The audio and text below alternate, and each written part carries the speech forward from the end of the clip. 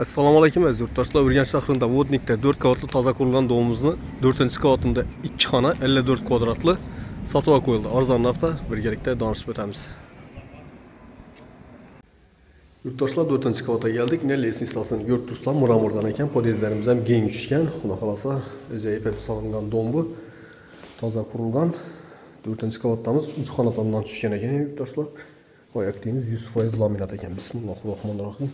Döşenlik tuttu yine de. Doğru gelip yaşamadım. Bir tarafımızda zal boladı. Bir hoş zonamız içinde gençken umaylıkla koyulan suyla gep tuttu. Gazdan mamma yok. Su sivetten. Bez nasos yet tuttu. Keyin nasosam koyulgan. Her ihtimala karşı. Birimiz sanız yer. Şimdi göktürganlarız deyin. Çıraydı. Duşlanam koyulanlar. Zamonaviy eshiklarimiz ukrainskiy yaxshi sifatli eshikdan o'rnatilgan. Oboylarimiz moishi oboylardan urilgan. Şimdi high-tech lyukslar bilan qistirilgan. Birimiz oshxona bo'ladi. Современный gaz plitalar, kuxnya mebel toza qo'yilgan ekan. Двухконтурный kotelimiz Stanley teplый pol ekan ham birimiz.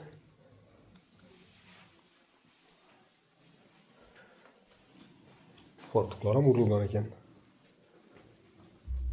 Bir yanımız spalni bo'ladi.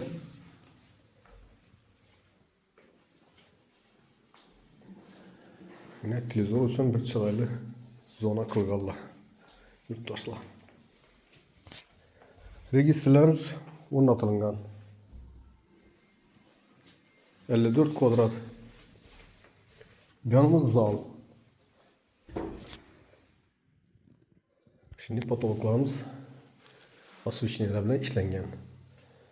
Yurtdoshlar bahasini aytib o'taman. 420 milyon so'm ekranda ko'rsatilgan nomerlarga chiqaverasizlar. Sog'lom bo'linglar, ishlaringizga omad.